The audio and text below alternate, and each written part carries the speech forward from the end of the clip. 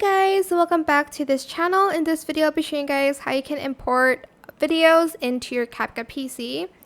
You can either select the import button here and select a video or a media that you want to import.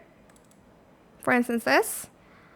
And then you can also just open up File Explorer. Let's just go to the DTI section here. And then select the video that you want to import and drag it to the left like that. And to place it on the timeline, just simply drag it here. And that is it. I hope this tutorial was helpful for you guys. Don't forget to like, comment, share, and also subscribe to this channel if you haven't done that already. If you have any more questions about this video, just leave it in the comment section down below. I will try my best to answer them all for you guys.